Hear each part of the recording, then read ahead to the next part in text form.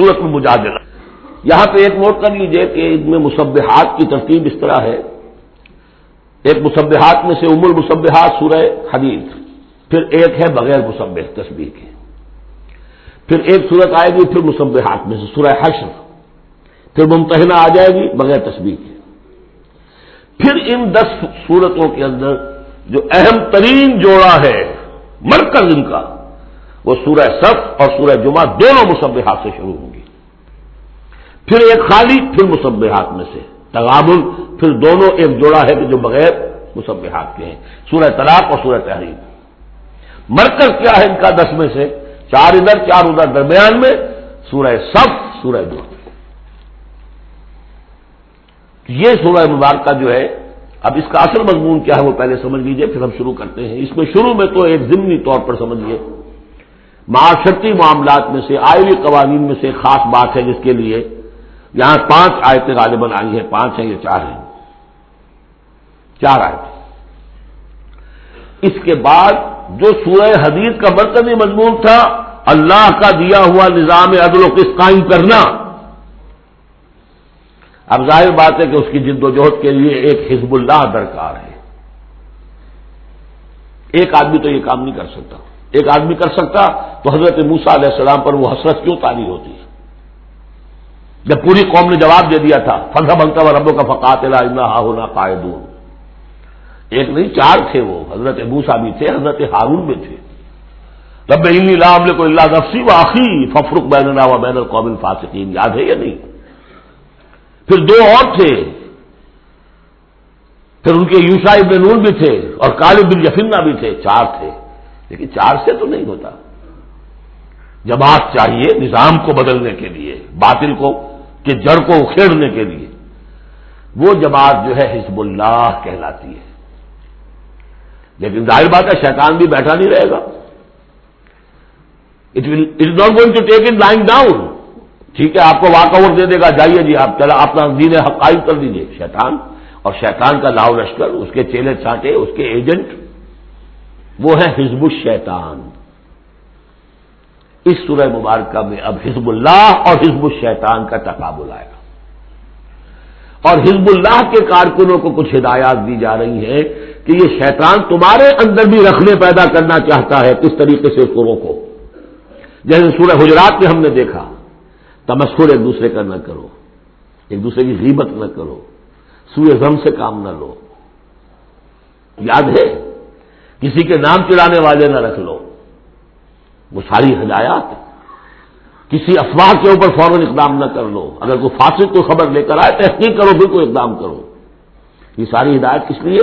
آج 2 مسلمان لڑ پڑے تو صلح کراؤ، تاکہ وہ حزب اللہ مضبوط رہے، مستحکم رہے. یہ نیکی کی قوت ہے، نیکی کی طاقت ہے. یہ طاقت مضبوط ہوگی تو نیکی کے لیے امکان ہوگا کہ اس کا غلبہ ہو. اور وہ قوت جو ہے نیکی کی حامل قوت، وہ اگر کمزور ہو گئی تو پھر جو باطل ہے وہ ڈنکا بجائے گا. یہ ہے اس سورہ مبارکہ کا مضمون. پہلے آگے ہے ایک معاملہ خاندانی آئلی قوانین میں. بسم اللہ الرحمن الرحیم. قد سمع اللہ قول التی تجادلک فی زوجہا. یہ زہار ایک کہلاتا ہے شریعت کی روح سے، اور عرب میں یہ رواج تھا. ایک تو طلاق ہوتی ہے، شوہر نے بیوی کو طلاق دی. اب طلاق کی مختلف قسمیں ہوں گی، وہاں ہم بھی پڑھ چکے ہیں کون کون سی قسمیں ہیں. طلاق رجعی ہے، طلاق بائن ہے، طلاق مغلظ ہے، وغیرہ وغیرہ. ایک اور ان کے ہاں اس کے پہلے جو چیز تھی، بالکل بہت غصے میں آیا شوہر کہ تم تو میرے لیے میری ماں کی طرح ہو، بس ختم. اب قیامت تک وہ اس کے لیے حلال نہیں ہو سکتی. وہ اس کے لیے حلالہ بھی کوئی نہیں. طلاق مغلظ کے لیے تو پھر بھی کوئی حلالہ ہے، اس کے لیے حلالہ بھی نہیں. یا کہہ دیا ماں کی پیٹھ کی طرح ہو، ماں کے جسم کے کسی حصے سے تشبیہ دے دی. اب تو تم میرے لیے تو میری ماں کے فلاں چیز کی طرح ہو، گویا کہ اب میں تمہارے ساتھ کوئی تعلق نہیں رکھ سکتا. مستقل جدائی ہو گئی. اس کو زہار کہتے ہیں. یہ واقعہ پیش آ گیا. صحابہ میں سے ایک صاحب تھے اوس بن ثابت.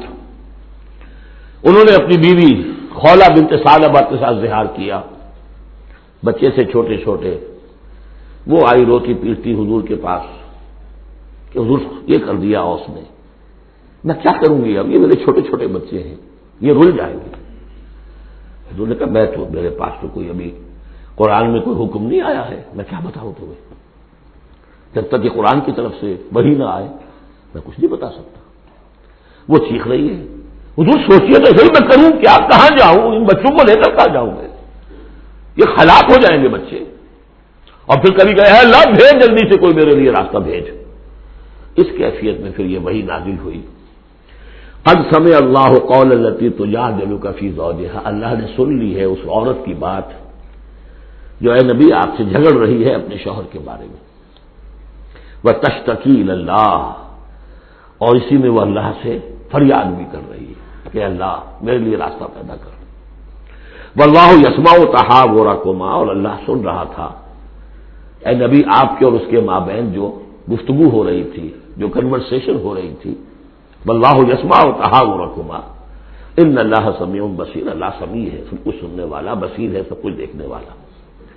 لہذا اب اس خولہ بنت ثعلبہ کی اس فریاد پر اللہ تعالیٰ کی طرف سے رحمت کا دریا جوش میں آیا، مستقل قانون کی حیثیت سے قانون شریعت میں یہ چیز شامل کر دی گئی۔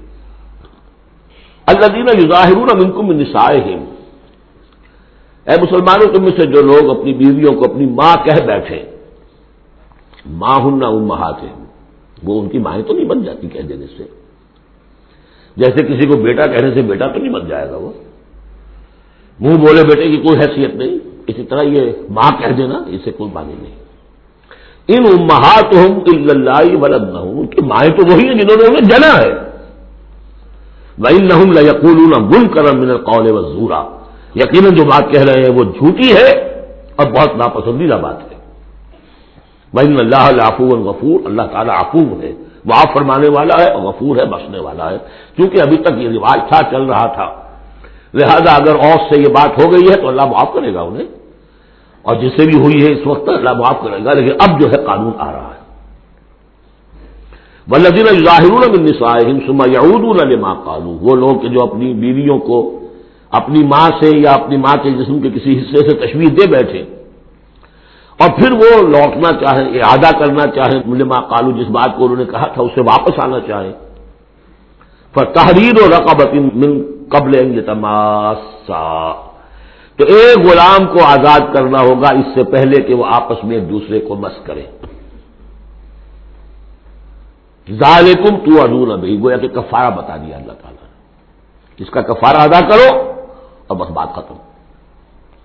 ذالکم توعدون، یہی ہے جس کا کہ تمہیں واعظ کہا جا رہا ہے، نصیحت کی جا رہی ہے، ہدایت دی جا رہی ہے۔ واللہ بما تعملون خبیر، اور جو کچھ تم کر رہے ہو اللہ اس سے باخبر ہے۔ فمن لم یجد، تو جو کوئی نہ پائے، کوئی غریب آدمی ہے جس سے کہ یہ حرکت ہو گئی اور وہ اب اس کے پاس کوئی غلام نہیں ہے، اب غلام خریدے پھر آزاد کرے، اس کے پاس پیسہ نہیں ہے۔ فمن لم یجد فصیام شہرین متتابعین من قبل یتماسا، جس کے پاس نہ ہو یہ اتنی مقدرت تو وہ 2 مہینوں کے روزے رکھے متواتر لگاتار، اس سے پہلے کہ وہ آپس میں ایک دوسرے کو چھوئیں۔ اب یہ بھی بہت سخت سزا ہے، 2 مہینے کے روزے متواتر، بیچ میں کوئی چھوٹے نہ۔ فمن لم یستطع، ایسا بھی ہو سکتا ہے کسی میں اتنی ہمت نہ ہو، کوئی اتنا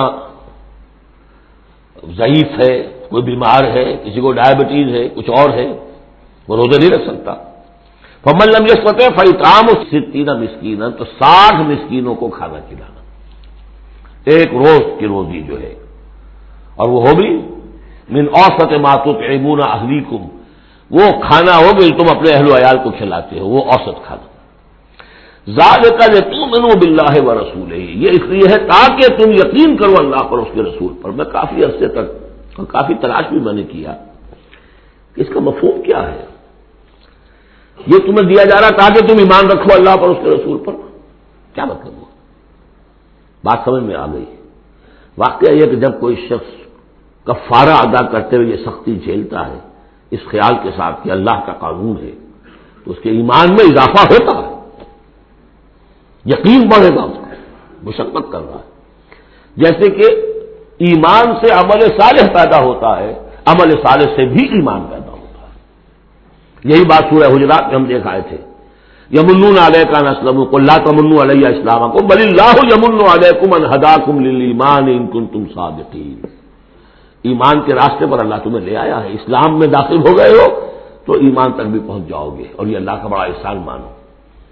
تو فرمایا ذالک لتؤمنوا باللہ ورسولہ، یہ اس لیے ہے تاکہ تم ایمان پوری طرح تمہارے اندر ایمان اور راسخ ہو جائے اللہ پر اور اس کے رسول پر. وتلک حدود اللہ، یہ اللہ کی حدود ہے. وللکافرین عذاب علیم، اور کافروں کے لیے بہت دردناک عذاب ہے. ان الذين يحادون الله ورسوله كبتوا كما كبت الذين من قبلهم وقد انزلنا آيات بينات وللكافرين عذاب مهين. صدق الله العظيم.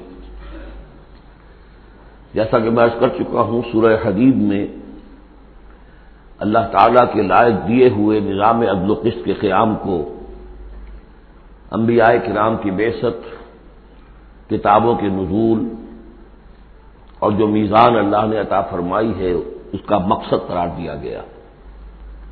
ظاہر بات ہے کہ اس نظام عدل و قسط کو قائم کرنے کے لیے ایک جد و جہد، ایک سعی کرنی پڑے گی، اور اس میں یقیناً رکاوٹ ڈالی جائے گی ان لوگوں کی طرف سے کہ جو ایک غیر عادلانہ نظام میں مفادات اٹھا رہے ہوں، جن کو کہ کچھ پریولیجز حاصل ہوں. مثلا فرض کیجئے کسی معاشرے کے اندر سیاسی ریپریشن ہے، جبر ہے. ظاہر بات ہے وہ ڈکٹیٹر ہیں، کچھ لوگ ہیں کہ جنہوں نے دوسرے لوگوں کو دبایا ہوا ہے، وہ کبھی پسند نہیں کریں گے کہ لوگوں کو ان کے حقوق مل جائیں. یا کسی معاشرے کے اندر زیادہ نمایاں چیز جو ہے وہ معاشی استحصال ہے، اکنامک ایکسپلائٹیشن ہے. نتیجہ کیا ہوگا کہ ایک طبقہ ہوگا غرباء کا، ہیو ناٹس کا، ایک ہوگا ہیوز کا. وہ ہیوز والے جو ہے کبھی نہیں چاہیں گے کہ نظام بدلے، وہ رجسٹ کریں گے ٹوتھ اینڈ نیل. لہذا ایک کشاکش، ایک تصادم ناگزیر ہے. اس تصادم کے لیے دو گروہ نمایاں ہوتے چلے جائیں گے. ایک جو اللہ کے دین پر ایمان رکھنے والے اور جنہوں نے اپنی زندگیوں کو اس کام کے لیے وقف کر دیا ہو کہ اللہ کے دین کو نافذ کریں. دوسرے وہ کہ جو اس کی مخالفت کریں گے. اب ان دونوں کی کشاکش اور دونوں کے لیے علیحدہ علیحدہ عنوان ہیں جو تجویز کیے جا رہے ہیں سورہ مجادلہ میں. ارشاد ہوا ان الذین یحادون اللہ ورسولہ، یہ یحادون یہ بھی حدیث سے ہی بنا ہے. محاددہ باب مفاعلہ، جیسے جوہد سے مجاہدہ، تو محاددہ مقاتلہ باب مفاعلہ، یعنی سخت مخالفت، پوری طاقت کے ساتھ مخالفت. یقیناً وہ لوگ جو پوری قوت کے ساتھ مخالفت کرنے پر تل گئے ہیں اللہ کی اور اس کے رسول کی. اور ظاہر بات ہے کہ اللہ اور اس کے رسول سے مراد اللہ کا دین ہے. اللہ تعالیٰ کی ایک تکوینی حکومت تو پوری دنیا میں ویسے ہی قائم ہے، اللہ کی کوئی کیا مخالفت کرے گا. اللہ کے رسول صلی اللہ علیہ وسلم سے بھی ذاتی پرخاش کسی کو کچھ نہیں تھی، کوئی ذاتی چپکلش نہیں تھی.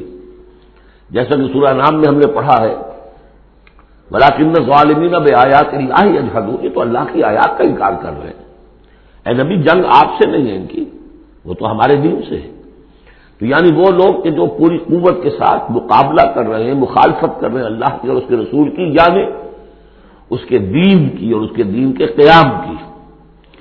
دین بھی اگر رکھا رہے کتابوں میں لکھا ہوا اور مزید پی ایچ ڈیز اس پہ آپ کرتے رہیے، کتابیں لکھتے رہیے، تو انہیں کوئی اعتراض نہیں. لیکن جب آپ یہ کہیں گے کہ اس دین کو قائم کرنا ہے تو یہ ہے بات کہ جو بہرحال ٹھنڈے پیٹوں برداشت نہیں کی جا سکتی. ان الذین یحادون اللہ ورسولہ کبتوا کما کبت الذین من قبلہم، وہ خار ہو گئے، تباہ ہو گئے جس طریقے سے کہ ان سے پہلے کے لوگ تباہ ہوئے تھے. یعنی یہ کہ جیسے قوم فرعون تباہ ہوئی، قوم نوح تباہ ہوئی، قوم ہود تباہ ہوئی، جس نے بھی مخالفت کی اللہ کی اور اس کے رسول کی، ان کا جو انجام ہوا وہ تمہیں معلوم ہے. وقد انزلنا آیات بینات، اور ہم اتار چکے ہیں روشن آیات. یعنی مکی صورتوں میں یہ سارے واقعات آ چکے ہیں. بڑی بڑی قومیں جو تم سے کہیں بڑھ کر اے قریش اور اے عرب کے مشرکوں تم سے کہیں بڑھ کر زیادہ طاقتور تھے، ان کو ہم نے ہلاک کیا. وللکافرین عذاب مہین، یہ تو دنیاوی عذاب تھا جو ان پر آیا، ابھی ان کے لیے عذاب مہین جو ہے ذلت والا عذاب آخرت کے اندر ہے. یوم یبعثہم اللہ جمیعا فینبئہم بما عملوا، جس دن کہ اللہ تعالیٰ ان سب کو اٹھائے گا بعد بعد الموت، اور پھر انہیں جتلا دے گا جو انہوں نے عمل کیے تھے. احصاہ اللہ ونسوہ، اللہ نے تو ان کو محفوظ رکھا ہوا تھا، ان کا ریکارڈ تھا، ایک ایک عمل ان کا جو ہے وہاں پر موجود تھا. ونسوہ، وہ بھول بھی چکے تھے کہ انہوں نے کیا کیا زیادتیاں کی ہیں، کیا کیا حرام خوریاں کی ہیں، وہ تو بھول چکے تھے. واللہ علی کل شیء شہید، اور اللہ تعالیٰ تو ہر چیز پر گواہ ہے، خود نگران ہے. الم تر ان اللہ یعلم ما فی السماوات و ما فی الارض، کیا تم نہیں دیکھتے کہ اللہ تعالیٰ تو جانتا ہے جو کچھ بھی ہے آسمانوں میں اور جو کچھ بھی ہے زمین میں. ما یکون من نجوا ثلاثۃ الا هو رابعهم، نہیں ہوتے کبھی بھی تین آدمی سرگوشیاں کرتے ہوئے مگر یہ کہ ان کا چوتھا اللہ ہوتا ہے. جماعتی زندگی میں ایک بڑا فتنہ پیدا ہو جاتا ہے کہ گروپ بندی ہو جائے، اور پھر وہ گروپس جو ہیں خفیہ جو ہے چیمیں گوئیاں شروع کر دیں. ایک جماعت ہے، اس جماعت میں ظاہر بات ہے اختلاف رائے بھی ہو سکتا ہے، لیکن اختلاف رائے کے لیے جو فورم ہے جہاں اختلاف رائے کا اظہار ہونا چاہیے وہاں اختلاف کیا جائے، اس کے قواعد و ضوابط کو مضبوط رکھتے ہوئے. اس کی بجائے پرورٹڈ ذہنیت جو ہوتی ہے، تخریبی ذہنیت ہوتی ہے، وہ یہ ہے کہ اپنی ایک علیحدہ سی لابی بنا کر اور اپنے ہی مشورے کر رہے ہیں، گفتگویں کر رہے ہیں، تاکہ اپنے خیال میں تو اور پختہ سے پختہ ہوتے چلے جائیں. اگر عام ڈائلاگ ہو تو اس میں تو پورا موقع ہوتا ہے کہ آج آپ کو کوئی خیال آیا ہے لیکن کل آپ کو اس کی غلطی آپ پر واضح ہو جائے، اور جو دوسرا خیال ہے آپ اس کے قائل ہو جائے کہ نہیں وہ بات واقعی میری سمجھ میں نہیں آئی تھی، اب سمجھ میں آ گئی ہے. لیکن اگر اس کی بجائے اوپن ڈائلاگ کی بجائے اگر یہ خفیہ سرگوشیاں شروع ہو جائیں تو یہ گویا کہ پھر اس جماعت کے لیے یہ ایک بہت بڑا سمجھیے کہ سم میں قاتل ہے، زہر ہے، مہلک زہر. تو اس کا ذکر ہو رہا ہے.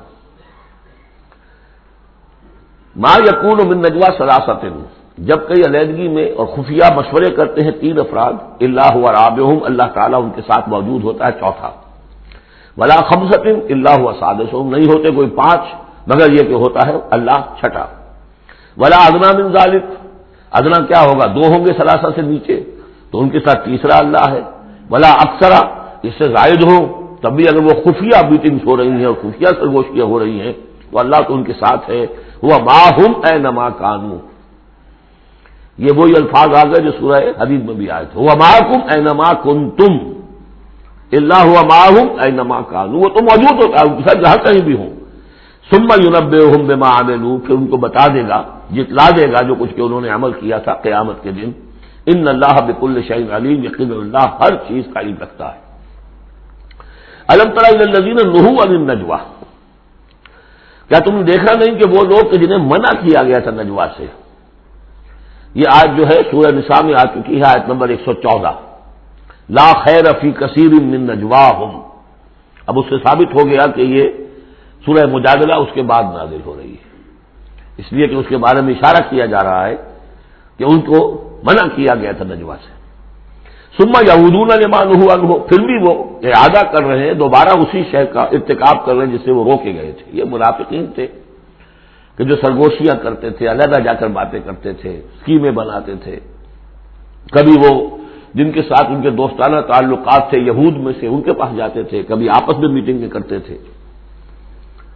وَيَتَنَاجَوْنَ بِالْإِثْمِ وَالْعُدْوَانِ وَمَعْصِيَتِ الرَّسُولِ، اور وہ جو سرگوشیاں کرتے ہیں وہ گناہ کے بعد کی کرتے ہیں، زیادتیوں کی کرتے ہیں، اور رسول کی معصیت، رسول کی نافرمانی.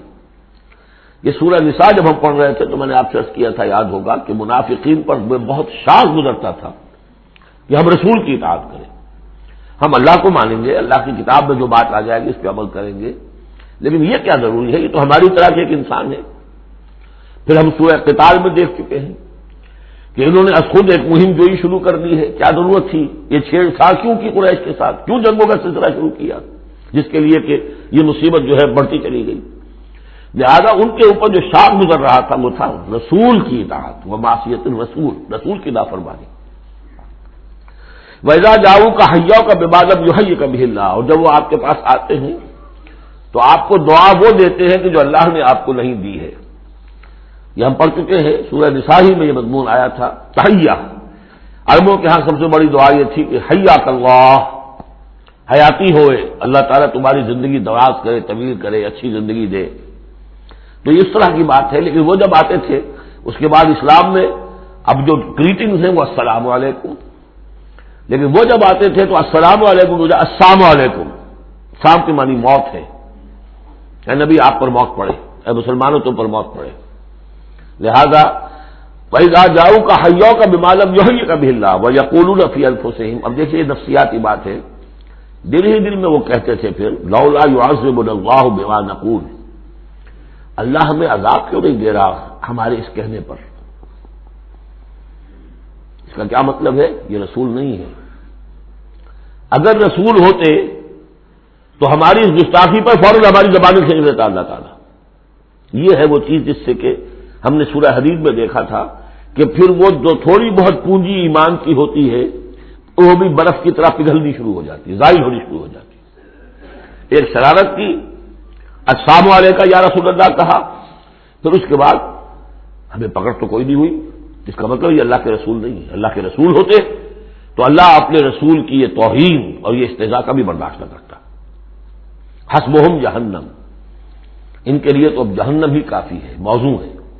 یصلونہا، اس میں وہ داخل ہوں گے، فبئس المصیر، اور بہت برا ٹھکانہ ہے.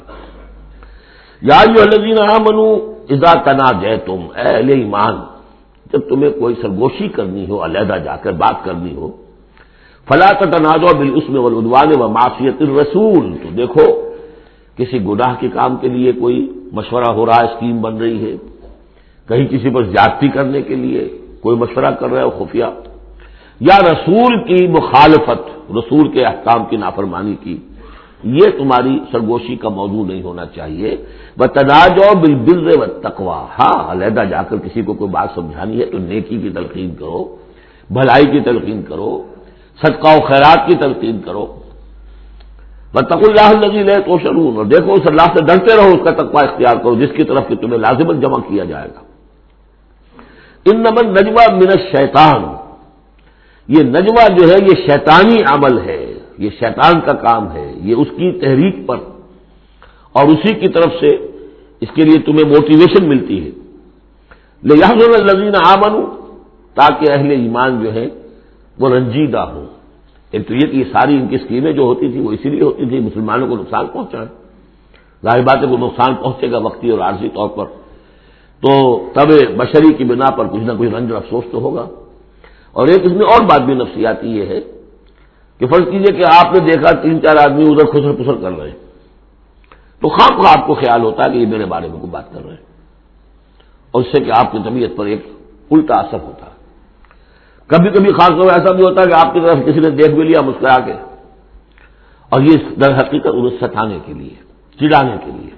لِيَحْزُنَ الَّذِينَ آمَنُوا، تاکہ اہل ایمان جو ہے وہ حزن سے دو چار ہوں، دلگیر ہوں، دل گرفتہ ہوں. وَلَيْسَ بِضَارِّهِمْ شَيْئًا، حالانکہ یہ شیطان کوئی ضرر نہیں پہنچا سکتا انہیں کچھ بھی، الا بِإِذْنِ اللَّهِ، مگر اللہ کے اذن سے. اللہ کی طرف سے کوئی آزمائش آنی ہے تو آئے گی، کوئی روک نہیں سکتا، لیکن شیطان اپنے ارادے سے، اپنے اختیار سے کوئی ضرر نہیں پہنچا سکتا. وَعَلَى اللَّهِ فَلْيَتَوَكَّلِ الْمُؤْمِنُونَ، اور اہل ایمان کو توکل کرنا چاہیے صرف اللہ پر. اہل ایمان کا توکل اور بھروسہ یہ کچھ نہیں ہوگا ان کے کیے، تم اپنا فرض ادا کرو، اللہ تعالیٰ تمہارے ساتھ ہے. یا ایھا الذین آمنوا اذا قیل لکم تفصحوا فی المجالس فافصحوا یفصح اللہ لکم. یہ بھی ان منافقین کا طرز عمل تھا کہ مجالس میں جب حضور کی عام مجلس ہے تو اس میں 3-4 آدمی ذرا قریب ہو کر ایک گچھا سا بن کر بیٹھے ہوئے ہیں، اور جو بات ہو رہی ہے حضور فرمائے ساتھ ساتھ وہ فقرے بھی چست کرتے جا رہے ہیں.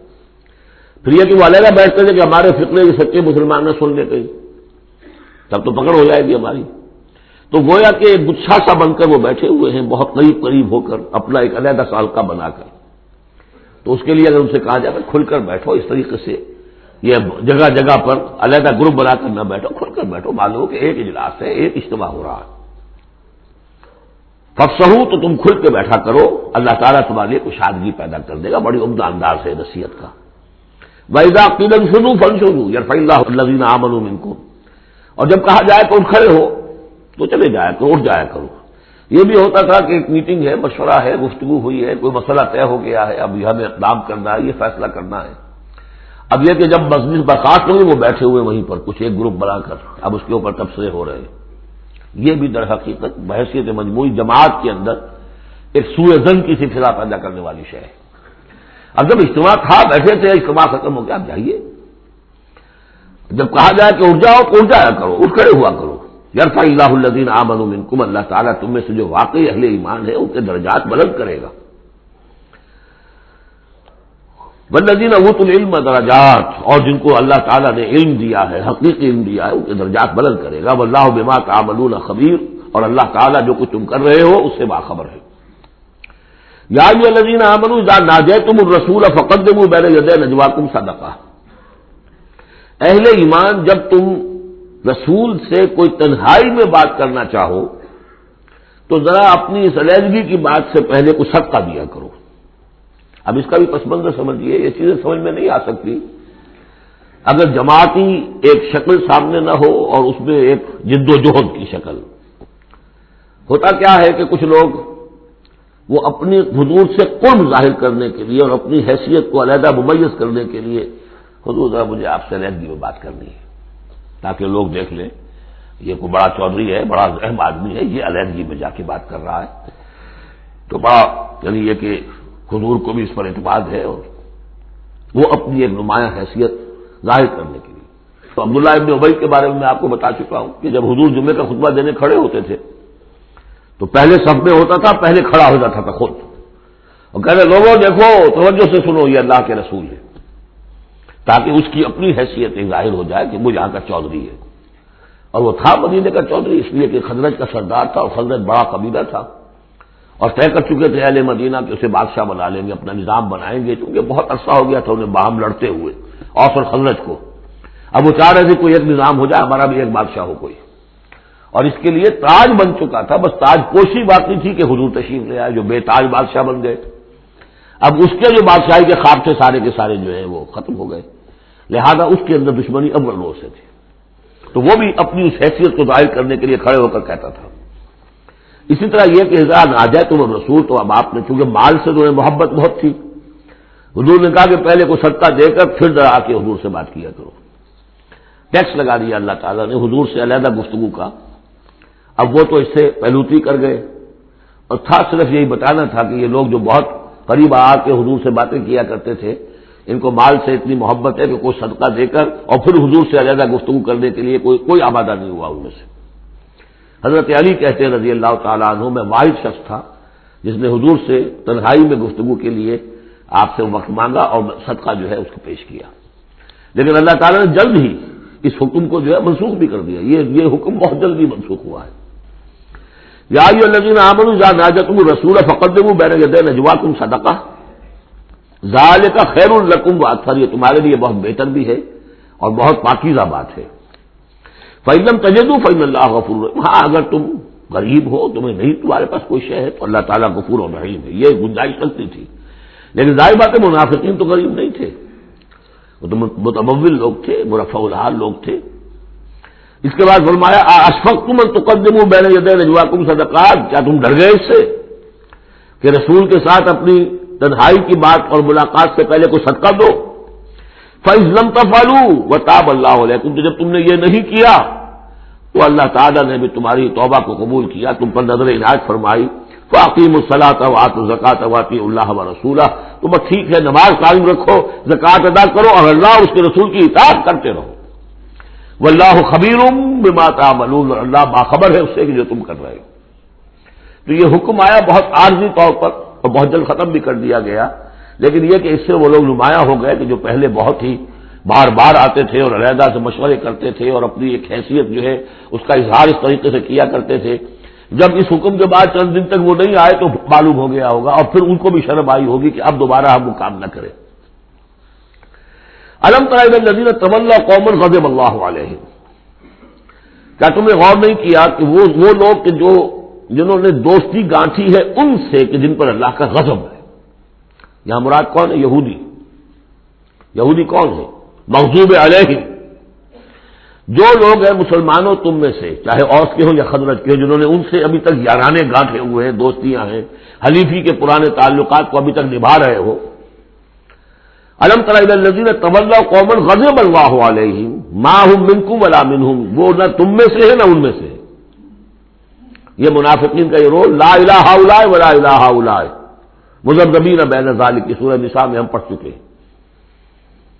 وَيَحْلِفُونَ عَلَى الْكَذِبِ وَهُمْ يَعْلَمُونَ، اور وہ جانتے بوجھتے جھوٹے حلف اٹھاتے ہیں، قسمیں کھاتے ہیں، جھوٹی قسمیں کھاتے ہیں۔ أَعَدَّ اللَّهُ لَهُمْ عَذَابًا شَدِيدًا، اللہ تعالیٰ نے تیار کر رکھا ہے ان کے لیے ایک سخت عذاب۔ إِنَّهُمْ سَاءَ مَا كَانُوا يَعْمَلُونَ، یقیناً جو طرز عمل وہ اختیار کیے ہوئے ہیں وہ بہت ہی برا ہے۔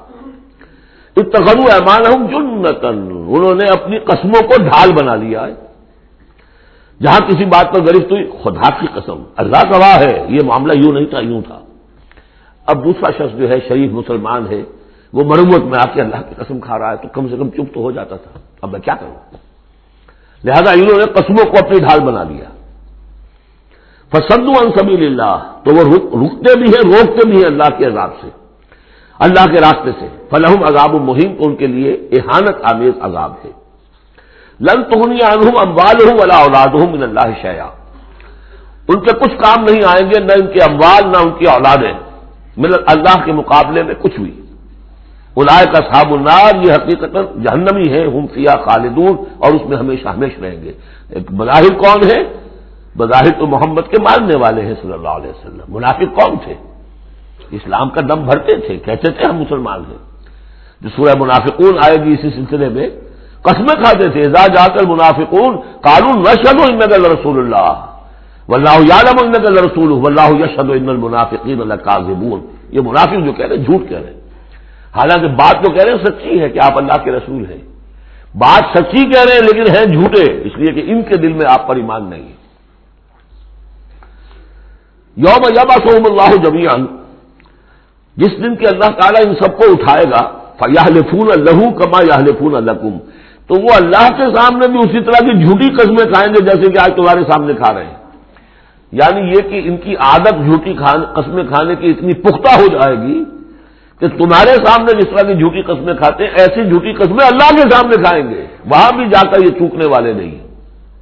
یحلفون لکم، جیسے تمہارے یہ قسمیں کھاتے ہیں، یحسبون انہم علی شیء، اور سمجھیں گے کہ ہم ہیں کسی نہ کسی بات پر، ہماری بھی کوئی حیثیت ہے، بہرحال ہم نے بھی کچھ نہ کچھ تو کام کیا تھا، ہم نے نمازیں پڑھی تھی، ہم نے روزے رکھے تھے، ہم نے آخر ایک وقت میں ہم اسلام قبول کیا تھا ہم نے۔ وَيَحْسَبُونَ أَنَّهُمْ عَلَىٰ شَيْءٍ أَلَا إِنَّهُمْ هُمُ الْكَاذِبُونَ، آگاہ ہو جاؤ کہ وہ حقیقت میں جھوٹے ہیں۔ استحوذ علیہم الشیطان، شیطان نے ان کو اپنے قابو میں کر لیا ہے، شیطان نے قابو پا لیا ہے ان پر۔ فَأَنسَاهُمْ ذِكْرَ اللَّهِ، اور انہیں غافل کر دیا ہے، بھلا دیا ہے انہیں اللہ کی یاد۔ اولئک حزب الشیطان، جان لو کہ یہ ہے شیطان کی پارٹی، یعنی شیطان کی پارٹی جو ہے، ایک تو وہ ہے کہ جو کھلم کھلا سامنے سے وار کرنے والے ہیں، مشرکین مکہ تھے، کھلم کھلا جو بھی کر رہے تھے حضور کے خلاف، کھلم کھلا اقدام تھا ان کا۔ انہوں نے اپنی گردنیں کٹوائیں اپنے باطل معبودوں کے لیے، اپنے دین کے لیے، اپنے جو بھی ان کے توہمات تھے ان کے لیے۔ ایک یہ تھے یہودی، اور تیسرے تھے جو مسلمانوں کے اندر یہ ففتھ کالمسٹ عنصر جو تھا، کہ جو منافقین پر مشتمل تھا۔ ان کا اور معاملہ کھل کر آئے گا مزید اگلی صورت میں سورہ حشر میں۔ یہ وہ لوگ ہیں جو مسلمانوں کے اندر ہوتے ہوئے حزب الشیطان کے اصل میں رکن تھے۔ اولئک حزب الشیطان الا ان حزب الشیطان هم الخاسرون، آگاہ ہو جاؤ کہ یہ شیطان کی پارٹی والے جو ہیں حقیقت میں یہی ہوں گے خسارے میں، یہی رہیں گے گھاٹے میں، یہی ہوں گے تباہ و برباد۔ اب یہ سائملٹینیس کنٹراسٹ ہے، جب حزب الشیطان کی یہ کارروائیاں اور ان کے یہ مختلف علامتیں بیان کر دی گئی تو حزب اللہ کا ذکر ہو رہا ہے۔ ان الذین یحادون اللہ ورسولہ اولئک فی الاذلین، ابھی انہی کا ذکر جاری ہے۔ یقیناً وہ لوگ جو مخالفت کر رہے ہیں اور ایڑی چوٹی کا زور لگا رہے ہیں، یحادون اللہ ورسولہ اولئک فی الاذلین، یہ لوگ ہوں گے جو سب سے زیادہ ذلیل ہو کر رہیں گے، سب سے زیادہ ذلیل، اذل۔ اور سمجھ لیجئے کہ یہی بات سورہ نساء میں ہے، ان المنافقین فی الدرک الاسفل من النار، یقیناً منافقین جو ہے وہ آگ کے سب سے نچلے طبقے میں ہوں گے۔ اب وہ مضمون آ گیا جو اس سے پہلے سورہ صافات میں بھی آ چکا ہے، اور بہت اہم ہے یہ مضمون، اور اہم مضامین میں نے کئی مرتبہ کیا، قرآن مجید میں کم سے کم 2 جگہ ضرور ہوتے ہیں۔ کتب اللہ لأغلبن انا ورسلی، اللہ نے طے کر دیا ہے، لکھ دیا ہے، میں لازماً، میں اور میرے رسول غالب آئیں گے۔ سورہ صافات میں ہم پڑھ چکے ہیں، وَلَقَدْ سَبَقَتْ كَلِمَتُنَا لِعِبَادِنَا الْمُرْسَلِينَ إِنَّهُمْ لَهُمُ الْمَنْصُورُونَ وَإِنَّ جُنْدَنَا لَهُمُ الْغَالِبُونَ۔ یہ بات تو ہماری طرف سے پہلے ہی سے طے شدہ ہے کہ جنہیں بھی ہم رسول بنا کر بھیجیں گے ان کے بارے میں ہمارا یہ قانون ہے، اٹل ہے۔ وَلَقَدْ سَبَقَتْ كَلِمَتُنَا لِعِبَادِنَا الْمُرْسَلِينَ إِنَّهُمْ لَهُمُ الْمَنْصُورُونَ، کہ یقیناً ان کی مدد کی جائے گی۔ وَإِنَّ جُنْدَنَا لَهُمُ الْغَالِبُونَ، وہ تو ہمارا لشکر ہے، حزب اللہ ہے، ہماری پارٹی ہے، رسول اور اس کے ساتھی وہ تو ہماری پارٹی ہے، ہمارا لشکر لازماً غالب آئے گا۔ یہاں بھی فرمایا ان الذین یحادون اللہ ورسولہ اولئک فی الاذلین، وہ تو نہایت ذلیل ہوں گے۔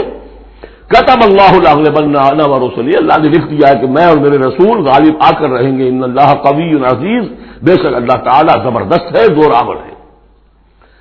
اب اس میں جو لٹمس ٹیسٹ آ رہا ہے حزب اللہ میں ہے کون، اس میں جو سب سے بڑی بات ہے وہ یہ کہ اپنے سابقہ رشتوں کو، چاہے وہ باپ ہو، بیٹا ہو، بھائی ہو، حلیف ہو، دوست ہو، اگر وہ ایمان نہیں لایا اور آپ کے ایمان کی تلوار نے آپ کے اور اس کے درمیان کے رشتے کو کاٹ دیا، تب تو آپ حزب اللہ میں ہیں،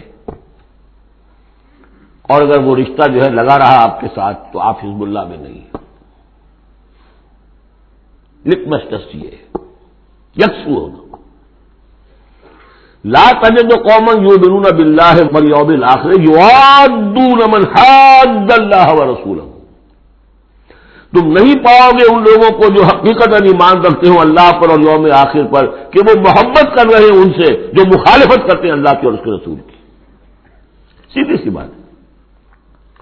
ایک وہ کفار ہیں جو انرٹ ہوں، پیسو ہوں، آپ کے خلاف کوئی اقدام نہ کر رہے ہوں، اسلام کے خلاف ان کا معاملہ علیحدہ ہو جائے گا، یہ سورہ ممتحنہ میں آئے گا۔ لیکن وہ لوگ جو ایکٹیو ہیں، ریزسٹ کر رہے ہیں، اسلام کے خلاف جدوجہد کر رہے ہیں، اگر ان کے ساتھ بھی کوئی دوستی کا رشتہ ہے تو پھر حزب اللہ سے آپ خارج ہو گئے۔